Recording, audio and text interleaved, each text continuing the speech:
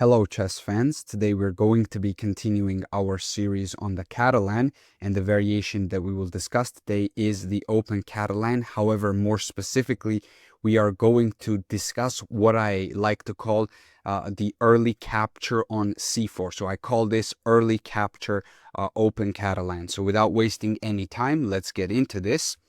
After d4, knight f6, c4, e6, g3, d5. This is the move order that I'm choosing today. However, this position can of course occur just by after d4, d5, c4, e6, knight f3, knight f6. Like this can also happen. Generally, this is considered to be the main move order here because, Black tries to play the nimzo-Indian, white goes g3. This is the beginning of the Catalan. So here, black plays d5. We go bishop to g2. And black captures on c4. And here's what I mean when I say early capture on c4. In this position, black has not developed the bishop, so this dark square bishop is still on f8. This king is 2 moves away from castling, and black decides to capture this pawn on c4, and a lot of times he will try to hang on to it. In some lines, we recapture this c4 pawn with queen c2. Sometimes we recapture it with queen a4. Sometimes knight f3 and then knight e5 attacks the pawn on c4. So there are many ways that black can set up this position, and we have to find the appropriate combination of the moves. So most of the time, black will not be able to maintain the pawn on c4. He will have to give this back. And in that case, black's main goal is to push for either c5 or e5, which is the typical idea in d4 positions. And if we can cover both of these squares, we will have a major advantage as the white pieces. So let's get into the specifics now, and let's discuss theory here. So I have, let me see how many theoretical, 1, 2, 3, 4, 5, 6 lines. No, there are more than 6 lines, but 6 lines from here that I want to show you. And I think these are the most important continuations. However, there are some other sidelines as well that I'm not going to be covering in this video.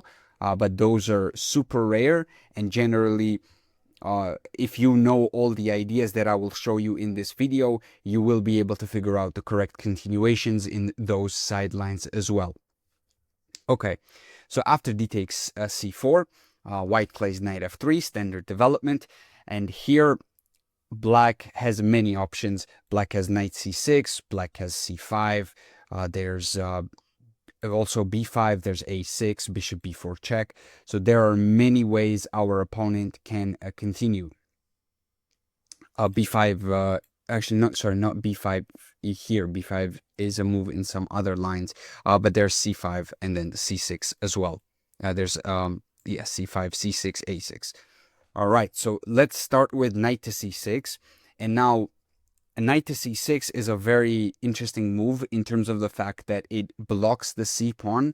So that means that once we win this pawn back on c4, black's main goal is going to be to push for e5. And if we are able to control e5, we are going to get a very strong position. So here the main move is queen a4, pinning the knight and also attacking the c4 pawn. And black has only one good continuation as far as I can tell, and that is bishop b4 check. And the reason why this is good is because it gives a check here, but it also blocks the queen's path from capturing the c4 pawn, at least for a little bit. And black will be able to sort of slow down white's plan here with bishop to b4. If he plays any other move, like let's say black plays bishop e7, for example, as white, you will simply recapture the pawn, and you will castle, and you will enjoy a very pleasant position. Let me actually show you here. If bishop e7 is played, just simply queen takes c4, and this is already I would say, a slightly better position. I think white has a very comfortable game here. You finish development, you put the knight either on c3 or d2. They should both be very strong, to be honest. Knight d2 also allows you to play knight c4 in the future. a3, b4, bishop b2, further controlling e5. This position is very strong. So main move here is bishop to b4. And here we block with the bishop. We go bishop to d2. And here black plays knight d5, protecting this bishop here. We capture, and after knight captures, we castle. And after a move like rook b8, this is a very important move because black wants to play b5 and maintain this pawn, on c4. Black does not really have a better option. For example, if a move like bishop to d7 is played, for example, you're just going to go a3 and win this pawn back. There are no lines, there are no discoveries here with this knight because the knight on b4 would be hanging, and it is a little bit tricky because there's knight c2. However, it's actually not really that tricky because after captures on c4, knight takes a1, and simply moving this knight away, we are able to get two knights for the rook, and of course two knights are much stronger than the rook. So in this case, they're much stronger. At least they're not always much stronger, but here two knights are very strong. So going back here, black has to play for b5, and the best way is to play rook b8, which also moves the rook away from this diagonal. So the whole play for white is going to be on this diagonal. Black sort of sidesteps that by playing rook to b8, preparing b5. And here there are two continuations. The main one is knight to a3, controlling b5, also further attacking c4, although it cannot be taken immediately because b5 would be a fork. And after castles, white plays queen to b5, aiming to recapture this pawn on c4. As I said, this loses to b5 immediately.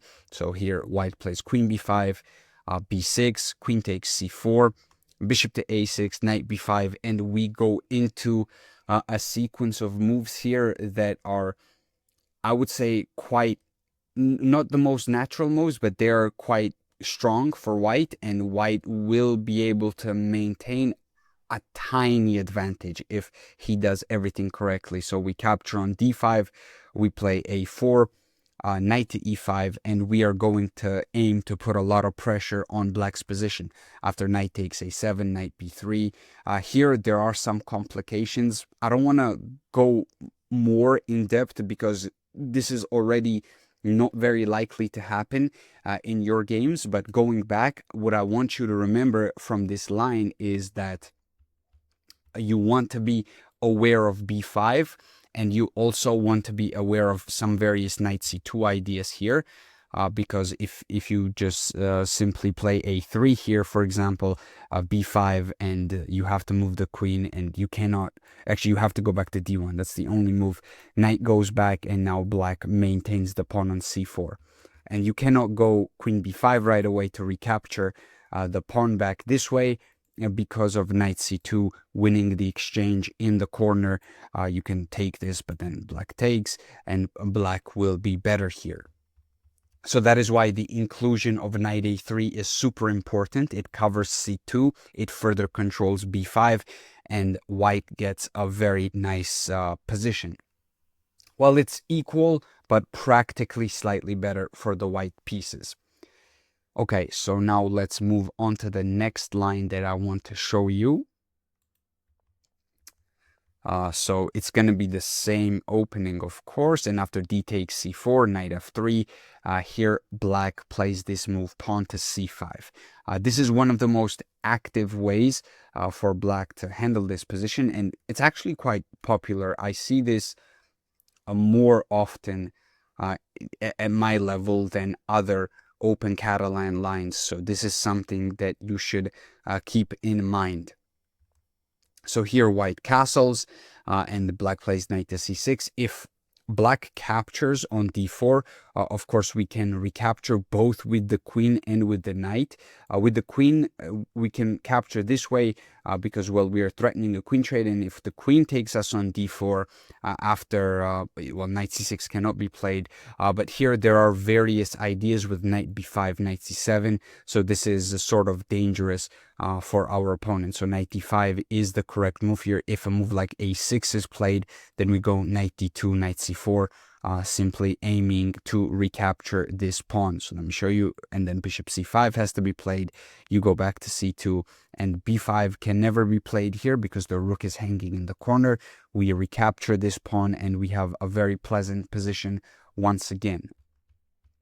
So here, what black does is black adds more pressure to the pawn.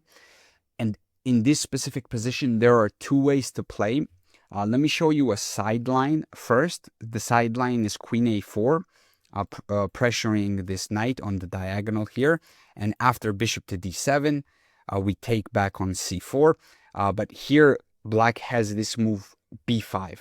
And b5 hits the queen, and you can capture, but if black knows what he's doing, you're going to end up with a worse position. After knight takes d4, this is very dangerous.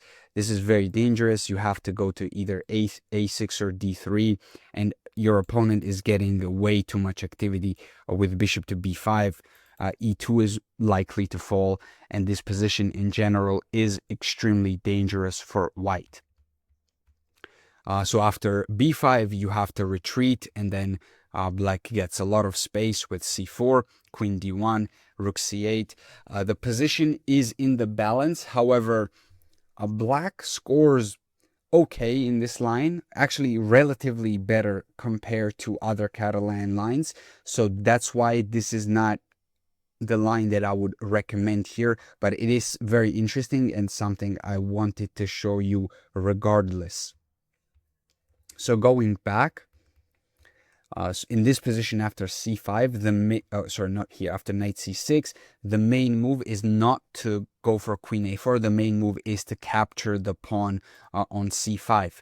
And here, black exchanges on d1. If he takes on c5 right away, then okay, we can take.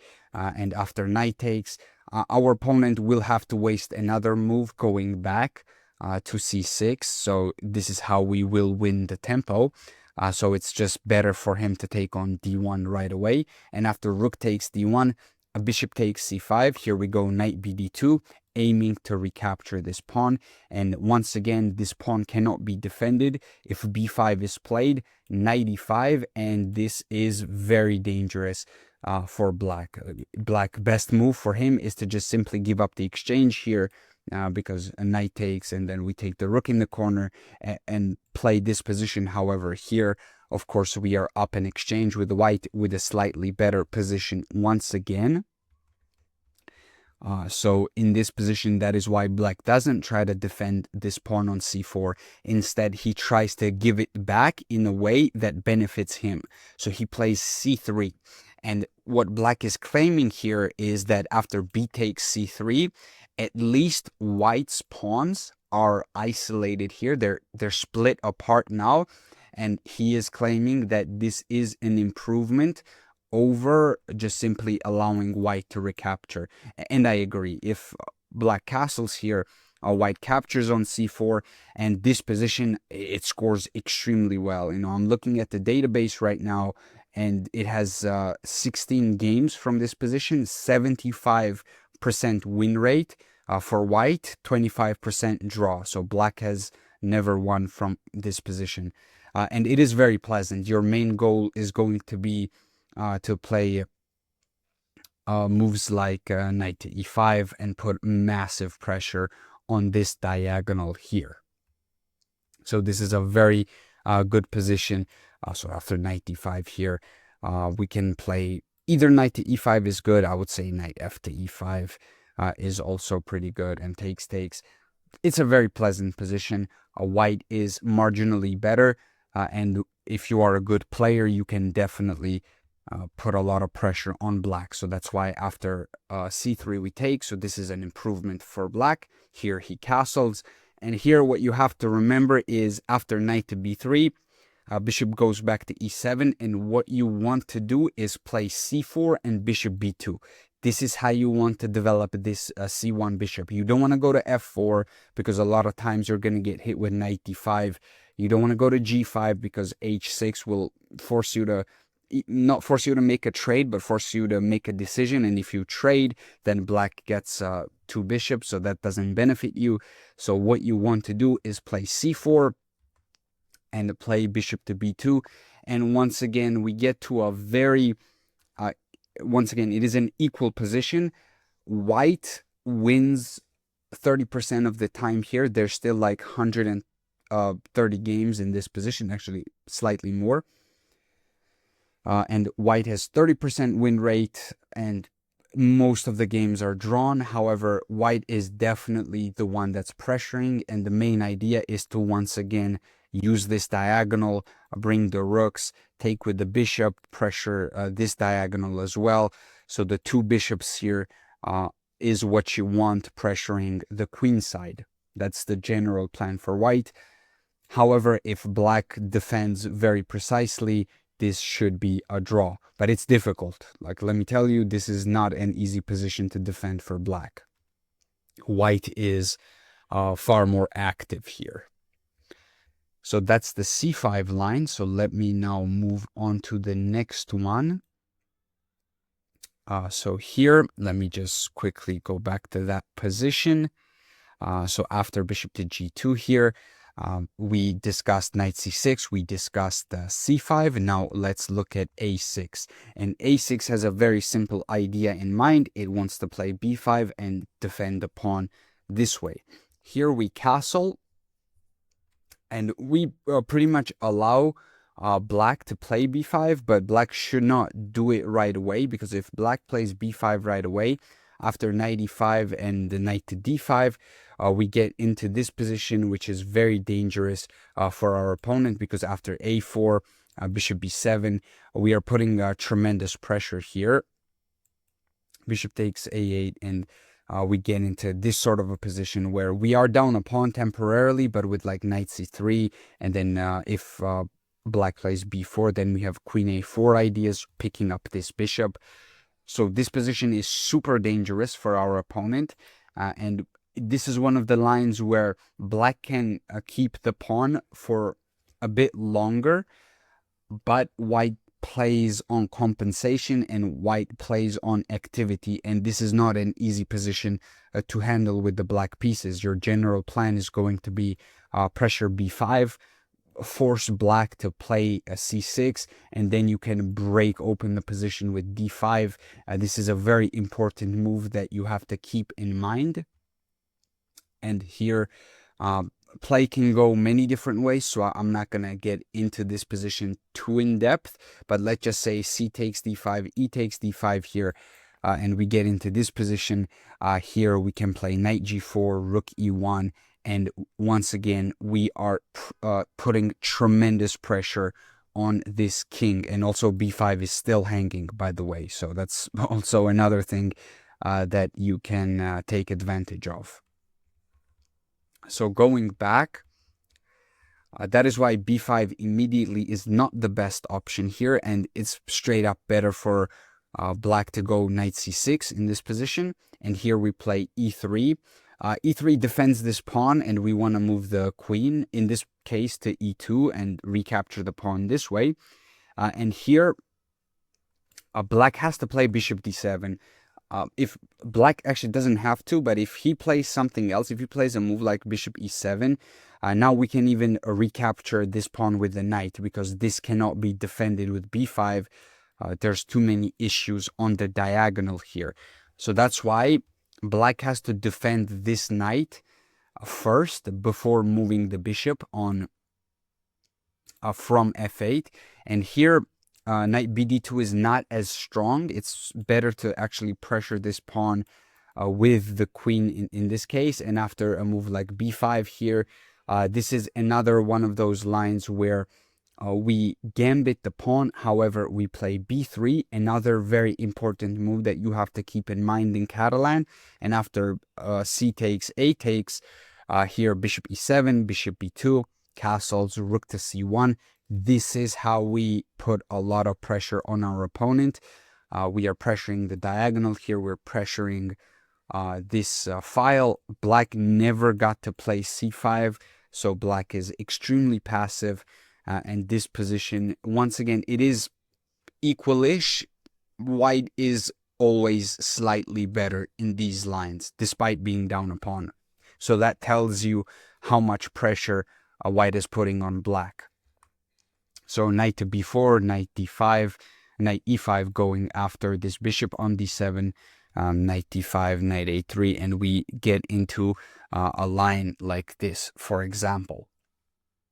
So I don't want to, once again, I don't want to just throw so much theory on you. I want to explain the ideas more. And conceptually speaking, you have to control e5 and you have to control c5. So this is one of those positions, for example, where we are controlling both of these squares, and despite being down a pawn, we have huge compensation. If we are able to trade off our opponent's dark square bishop with ideas like bishop a3 in the future, this position gets very dangerous, because then we can get a whole outpost for our knight on c5, and we can reroute maybe knight d3, knight c5. And I'm talking from a conceptual standpoint, of course. You have to deal with the specifics on your own. So after knight d5 here, knight a3, bishop e8, this is the line. Okay. So let's go back now to a new line that I want to show you. Once again, let me get back to the position here. Yes, so let's discuss bishop to b4 now. So after bishop b4 check, usually the best way to block this is to block bishop d2 with bishop d2. And here, black plays this interesting move a5.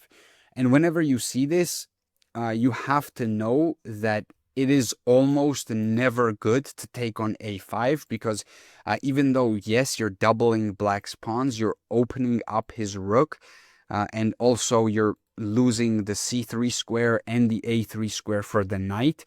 So you have a bit more difficult time developing here with the white pieces. So you don't want to take on b4. Instead, you want to go after this pawn right away.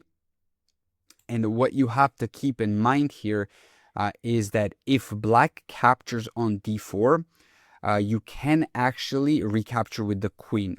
And the idea here is that if opponent plays a move like c6, trying to play for b5, you go a4, black plays b5 anyways, and after takes, you have this move queen to g5, hitting the pawn on g7, hitting the pawn on b5, and you are regaining your pawn this way. And here, black has nothing better than to castle, because you don't want to lose the g7 pawn as black, because then the king cannot castle, and that position is extremely dangerous. You're much better off giving back this pawn as the black pieces. And after black castles, queen takes b5 here, and you can go queen a4, and then knight a3, knight c4, go after this pawn. So that's the line here, but let me quickly but go back and show you what else can happen if, instead of playing for bishop takes d2, if black just simply castles, you of course recapture the pawn. If black plays b5, then we challenge this with a4, and after, let's say, a move like c6, which is not the best move here, takes, in this position, black is losing the rook in the corner. So this is another tactic that can happen. And of course, now white is completely winning. Black is simply losing a rook. So black has to be very careful in these sorts of positions. And if black ever takes, in this case, you don't even have to take with the queen. You don't even have to take with the b knight, actually. You can take with the f knight and straight up attack the rook in the corner. And also, you're still attacking this pawn. So once again, after c6, a takes b5, black is busted. Okay, so that is bishop b4 line with a5 that I just showed you. Let me show you two more lines here. So we go into the same position. However, here black plays this move c6. And c6 has a very clear idea in mind. Black wants to play b5 and guard the pawn. But I think this is one of the weaker replies to this position right here, because we can simply go knight e5 and we're just gaining the pawn back. After bishop to b4, bishop d2, bishop goes back to e7. Here, of course, black does not want to take this pawn, because then he can never castle, even though he's getting the knight as well, so he's not entirely losing a piece here. This position is very dangerous because white will play knight a3, trying to get this pawn back, b5, bishop to d6, and here the position gets very, very dangerous for black, because black cannot castle, and if he's just simply unable to castle, then he's just down a rook, right? Because he will not be able to bring this rook into the game. So going back here, after bishop b4 check, bishop goes back to e7, and we have seen this idea before in the closed Catalan. The idea is to misplace the bishop on d2 and then redevelop the bishop back to e7. I suppose that's the way to put it. Here we just defend the pawn on d4 with e3, and next move we will be able to recapture on c4, and black cannot defend this with b5 because then we simply capture on b6, and this is actually the main line. After knight takes, bishop d7, we take the rook in the corner and then we castle, and this is a legitimate line here. It is sort of dangerous for white, but ultimately at the end of the day you are up an exchange here, and you do have to be precise though. I'm not going to sugarcoat this. After black castles in this position, black has compensation for the lost exchange. These pawns are taking a lot of space. They're sitting there menacingly, but we are also not doing badly here. We play a3, and then we play queen e1, bishop to b4, exchanging dark square bishop. Black should be worse. Not should be. Black is worse in these positions, but keep in mind, these positions are extremely sharp, so you have to be careful, okay? You have to be careful of moves like bishop to h3, and then maybe there are some vague ideas of some knight g4 moves in the future to open up this diagonal here. They don't work immediately, and also e1 is covered by the queen. But once again, you have to be careful as white. But this position is better for the white pieces for sure. Okay, so going back now to a different line after captures here, black plays this move knight b to d7, and after knight b d7, white castles. Black plays c6 one more time, so we are playing a very similar line. However, here it is a slightly better version of it for black, because black played knight b d7 first. That means that we never got the chance to play knight e5 because black would capture, and that is not something that benefits us, because then black trades off this knight and it becomes a bit more difficult to regain this pawn back. Here we simply play a4, typical idea in the Catalan. b5 is a move for black, so we're trying to discourage b5. And here black plays b6 to try to play bishop a6 and forcefully keep this pawn. However, after queen to c2, bishop to a6, here we are still playing knight e5 regardless, and after knight takes e5, pawn takes e5, knight goes to d5, and then here we play this move b3. And the idea of b3 is that if the pawn is captured, we are completely winning with queen takes c6. We hit both the king and the rook. Queen d7, of course, loses the rook, and king to e7 gets brutally checkmated in 9 moves. after bishop to a3. Well, you don't even have to know that there's like mate in 9 here. If you see bishop a3, you know that the game is just over, because the only move here is just queen to d6, losing the queen. The game will end very soon. From here on out, you're going to take this, you're going to take everything in black's position. So let me just show you a super cool line that I discovered. This is not theory, we're already out of book. However, I really think this is cool. So let me just show you. After knight to b4, let's say knight before queen c3, black tries to go back to force a repetition. Here we can sacrifice the queen with b takes c4. And after knight takes c3, we take on c6, and here once again king e7 cannot be played because of bishop a3, and black is forced to give the queen back this way.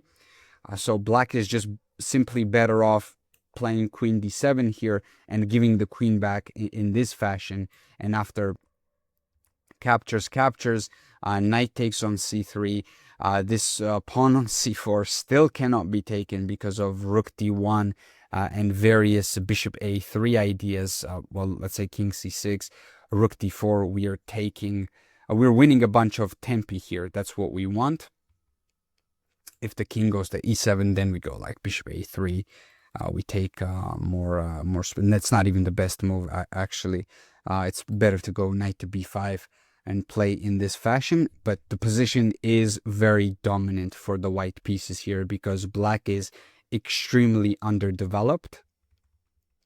So after knight takes c3, bishop to b4 is played. We give a check. Then we play knight to b5, and we are basically playing this line, which is once again very slightly better for the white pieces.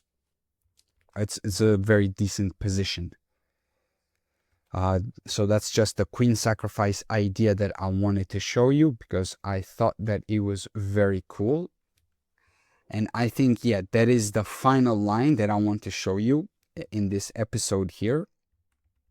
Now, that is a lot of theory that I just told you, that I just, showcased in this episode. However, if you know the main ideas, you don't even have to learn every single line in super depth. So you can just simply play queen c2, you can play queen a4 or knight e5, trying to regain this pawn back. That is your main goal, and that is what you're playing for. This diagonal is also another key thing in the Catalan, because this is why it's called the open Catalan, right? And not the closed Catalan. We know that the closed Catalan is played with c6, open Catalan. In the open Catalan, black takes, d takes c4, this diagonal opens up, and you are pressuring here. So remember, in these sorts of positions, black usually tries to castle, white tries to play on the queen side, well, regain the pawn back, and then play in the center and on the queen side. Black might try to maintain this pawn, but with very good play, you're able to regain the pawn, or if you don't regain it, then you're able to get a lot of compensation for it. So I hope you enjoyed this episode. If you did, please like and subscribe, and I will see you in the next one. Goodbye.